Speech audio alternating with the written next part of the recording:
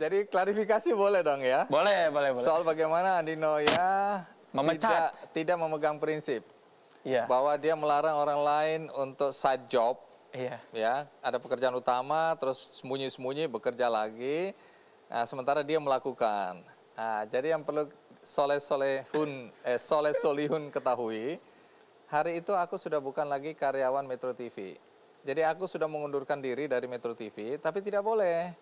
Tetap harus ada di sini ngurusin Ki Candy. Tapi dalam struktur organisasi, aku sudah bukan lagi karyawan Metro. Jadi aku bilang, kalau aku punya banyak pekerjaan di luar, boleh nggak? Boleh, karena bukan karyawan Metro TV. Ya? Tapi saya juga bukan karyawan radio, karena penyiar itu bukan karyawan. Oh, bukan.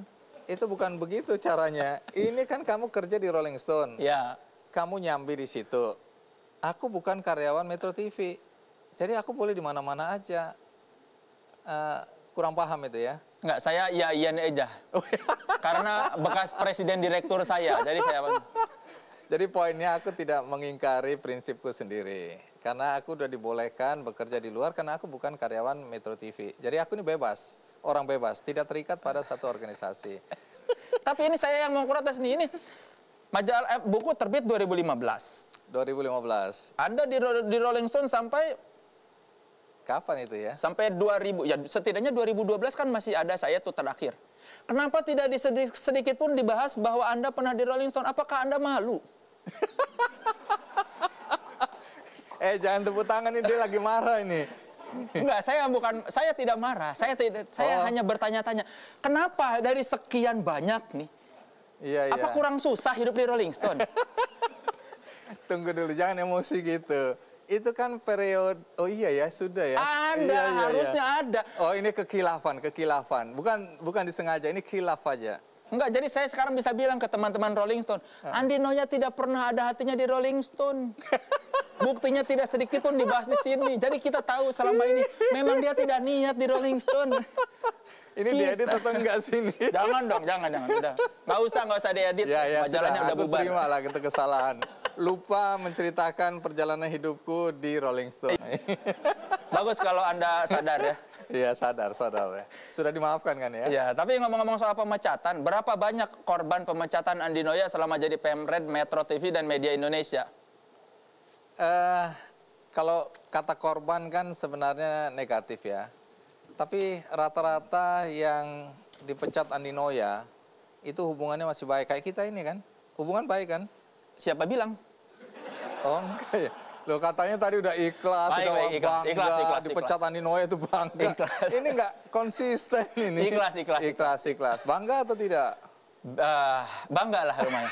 Sekarang sih bisa bangga. Iya. Waktu nganggur saya sedih. Tapi 6 kali gaji, lumayan. Jadi sebenarnya begini, kembali lagi soal prinsip. Hal yang misalnya ya, dilarang untuk tanda kutip kerja di luar pekerjaan utama di Metro. Ada teman-teman yang kemudian diam-diam bekerja di luar gitu kan. Ketahuan, disidang, diputuskan, kemudian mereka bersalah. Nah ini kan tinggal diberhentikan aja, karena sudah ada ketentuan. Ada yang terima amplop, padahal udah diingatkan. Jangan terima amplop, jangankan ambil isinya, pegang amplopnya aja saya pecat. Masih juga, bukan cuma megang, ambil isinya, pecat. Dan itu tidak memandang apakah itu sahabatku, karena sahabatku kena di sini. Tidak memandang teman dekatku yang istrinya pun ku kenal, karena kami di luar pekerjaan sering jalan bersama-sama, itu aku pecat juga. Ada satu anak, nah ini sampai sekarang dia jadi cerita, aku baru tahu, sebel juga sih dengernya. Andi Noya itu dulu mecat orang gara-gara nggak pakai dasi. Kejam nggak aku kalau orang nggak nanya kenapa? Kan kesannya, Andi Noya, iya kejam banget, masa orang nggak pakai dasi dipecat? Iya, kejam sekali Anda. Nah, itu kan kalau nggak dijelasin. Makanya penjelasannya apa? Penjelasannya sederhana. Kita bikin aturan seragam. Di dalam aturan seragam harus pakai dasi. Wartawan semua. Dan aku sebagai Pemred itu masuk level direksi, harusnya bebas, tidak pakai seragam pun nggak apa-apa. Tapi aku ingin memberikan keteladanan. Aku pakai dasi, pakai seragam. Buat wartawan memang aneh zaman itu, bahwa wartawan kok pakai dasi, wartawan kok pakai seragam gitu kan. Nah, tapi karena itu sudah ketentuan kesepakatan kita bersama, aku ikutin dan aku kasih keteladanan. Nah, ketika anak yang aku pecat ini, itu sebenarnya bukan 1 kali aja. 3 kali aku temukan dia tidak pakai dasi. Hari pertama dalam liputan di lapangan, dia kaget lihat aku ada di liputan itu. Aku lihat, oh nggak pakai dasi. Aku bilang sini, kenapa nggak pakai dasi? Iya lupa bang. Oke, ingat. Kedua, di berpapasan di lorong, dia panik, dia rokok kantongnya, dia mau pakai cepat-cepat dasinya. Aku bilang terlambat. 2 kali. Nah, suruh HRD kasih dia peringatan 2 kali. Terakhir, aku rapat pagi. Biasanya aku nggak datang rapat itu, tapi hari itu aku pengen datang. Rapat, dia terlambat lagi. Datang tanpa dasi lagi. Aku sambil senyum, aku bilang 3 kali. Sini. Kamu sekarang hari ini beresin semua barang-barangmu, ke HRD minta pesangon, mulai hari ini kamu gak usah kerja. Bang, boleh nggak aku bicara? Oh boleh. Apa kamu pembelaanmu? Bang, kita ini kan wartawan. Kenapa harus pakai dasi, harus pakai seragam? Bagus pertanyaanmu. Tapi kan dari dulu aturannya begitu. Kalau kamu mau mengubah ini, kamu nggak happy. Aku juga nggak happy, jujur aja. Harus pakai dasi kayak bos-bos. Makanya tangannya aku linting sampai sekarang. Karena kalau lengan panjang itu bos beneran. Kalau linting setengah buruh, setengah bos. Nah, jadi itu gaya aku dari dulu karena aku merasa nggak nyaman juga kan. Jadi pakai dasi tapi dilinting. Aku bilang kalau kamu mau mengubah, kamu nggak happy, kamu mau mengubah keadaan ini, ubahlah peraturannya. Jangan kamu lawan peraturannya. Nanti kalau peraturannya berubah, aku akan ikut nggak pakai dasi juga. Aku happy juga. Tapi karena kesepakatan saat ini begitu, kamu ikut aturan. Kalau tidak, keluar. Dari mana peraturan itu memang? Oh, ini peraturan perusahaan udah dibuat dari awal. Sebelum Anda bergabung? Aku yang membuat juga. Wah, berarti... Karena ini bersama-sama. Ini kan yang membangun dulu bersama-sama. Kesepakatan dengan pemilik. Surya Paloh bilang, bagaimana kalau kita pakai dasi, pakai jas, pakai keren, berbeda dengan yang lain. Setuju semua, setuju kita jalankan. Sungguh peraturan yang tidak tropis ya. Kalau pakai seragam sih menurut saya tidak apa-apa. Karena meningkatkan kredibilitas. Oh, ini wartawan institusi tertentu keren pakai seragam. Tapi kalau pakai dasi saya rasa itu memang tidak cocok dengan alam tropis apalagi Jakarta. Kalau diingat-ingat sebenarnya benar juga. Artinya buat anak-anak jurnalis, reporter itu kan masuk ke ruangan-ruangan ber-AC.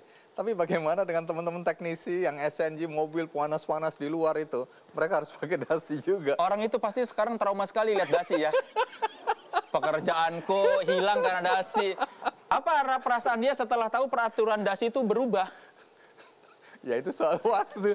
Banyak sekali nilai-nilai yang berubah dalam kehidupan. Apa yang dulu benar bisa juga sekarang tidak benar. Apa yang dulu cocok sekarang tidak cocok. Jadi sesuai zamannya. Apa misalnya BLBI. Dulu kebijakan-kebijakan untuk mengatasi persoalan hancurnya perbankan kita itu dilakukan berbagai kebijakan. Tapi kalau kebijakan itu sekarang dilihat di zaman normal, banyak sekali pelanggaran. Kenapa? Karena memang untuk mengatasi persoalan yang tidak normal atau keadaan pada saat itu, kebijakannya disesuaikan saat itu. Jadi kebijakan yang lama tidak bisa dinilai dengan situasi dan kondisi yang baru. Jadi kondisi yang baru sekarang udah nggak pakai dasi. Ya gimana ya? Sebetulnya kan kalau banyak bawahan-bawahan yang melawan... Tunggu, Anda ini mau mempersoalkan urusan internal Metro. Anda ini siapa? Saya bintang tamu Anda. Oh iya. Tapi nggak usah diurusin lah, itu urusan Enggak, tapi saya membaca buku ini, selain saya tahu kisah hidup Anda yang susah dan memprihatinkan, saya jadi tahu bahwa ternyata Anda berani melawan Surya Paloh. Iya, berani ini harus ada konteks, ya. Konteksnya mungkin karena bacaannya itu, jadi aku tahu pasti maksudnya yang ini, kisahnya. Kisahnya itu, aku pernah mencat 6 orang. Jadi dulu aku redaksi, tapi mencat orang teknik juga. Jadi lintas bidang aku pecatin semua. Karena mereka adalah tim, ya. Ada 6 orang yang aku berhentikan lah. Karena apa? Karena ada kesalahan yang tidak bisa dimaafkan. Panjang ceritanya. Nah, mereka kemudian waktu mau tanda tangan pesangon, mereka datang ke HRD, terus mereka bilang, boleh nggak kita bela diri? Atau kita ajukan apa istilahnya? Banding atas keputusan Pemret ini. Oh, boleh aja. Kemana? Orang yang paling tinggi di atas Pemret ya pemilik. Nah, datanglah mereka ke Surya Paloh. Rame-rame datang, mereka ceritakan bahwa mereka dipecat oleh Pemret. Surya Paloh pertanyaan sederhana, kalian mengakui nggak bahwa kalian salah? Iya, kami salah. Kalian berani nggak kalian mengaku surat pernyataan bahwa kalian bersalah begini, kita tempel di seluruh kantor ini. Berani nggak? Berani mereka. Iya Pak, kami berani. Waduh, Surya Paloh bilang, oke, kalau gitu kamu bikin surat tempel di mana-mana, kamu boleh bekerja lagi. Jadi keputusan saya dianulir sama Surya Paloh. HRD datang, Pak Andi, keputusan Pak Andi dianulir sama Surya Paloh. Hah? Kenapa? Karena mereka naik banding. Datang ke Pak Surya, kenapa ya mereka dianulir? Keputusan saya kenapa dianulir? Ya mereka udah menyatakan bersalah, mereka udah minta maaf dan mereka mau menulis itu, ya udahlah kita maafkan. Saya bilang tidak, ini bukan kelalaian, ini kesalahan yang prinsipil. Buat saya itu kejahatan, beda dengan kelalaian atau kealpaan. Jadi saya nggak bisa maafkan di sini. Udahlah, saya kan sudah maafkan, saya sudah anulir, nggak bisa. Saya bilang gitu. Wah, akhirnya terjadi perdebatan. Aku bilang, Pak Surya nggak bisa, saya Pemret di sini dan saya yang menentukan anak-anak ini. Wah, tambah marah dia kan. Tuhan aja Maha Pengampun. Wah, akhirnya dia jengkel mungkin nggak ada bisa. Udah terserah, kamu kan pimpinan. Kamu jalankan sendiri. Terserah kamu. Dia udah putus asa ini. Saya keluar, saya panggil HRD, pecat lagi mereka. Dipecat. Nah, saya tunggu-tunggu kapan saya yang dipecat sama Surya Paloh. Enggak. Nah, di situ baru saya tahu Surya Paloh itu sangat demokratis dan pakai logika. Walaupun ada kata-kata dia yang sampai saat ini membuat saya merenung. Dia bilang, Andi Noya, oke, saya hargai keputusan. Ini adegan yang tadi ini, yang saya mecat satu level tinggi juga. Dia bilang, gini, saya hargai keputusan kamu.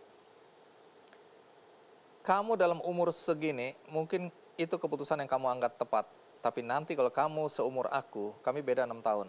Kamu seumur aku, caramu melihat persoalan ini akan beda.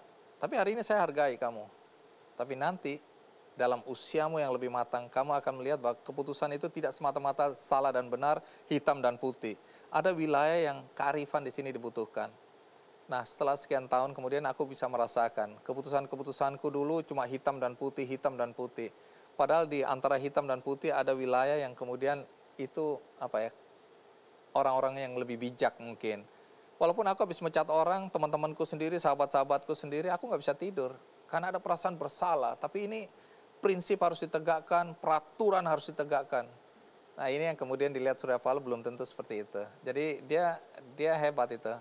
Memberikan aku kepercayaan, tapi ngajarin aku, tapi mendukung semua keputusanku. Dan sampai ke titik itu, bahwa sekarang ternyata memandang persoalan tidak sama seperti ketika... Memang beda. Kalau aku di sekarang ini suruh mecat-mecatin kayak gitu nggak tega. Ada perasaan, ya pertimbangan macam-macam lah. Ini mungkin karena kedewasaan, ya kematangan. Tapi kan situasinya, kondisinya waktu itu seperti itu. Dalam usiaku, waktu itu aku Pemret itu umur 40 tahun. Dan ini sekarang 60 tahun, jadi 20 tahun yang lalu. Berarti aman lah ya karyawan-karyawan Metro sekarang ya? Aman karena... Karena sudah tidak ada lagi. Karena aku juga nggak punya kekuasaan.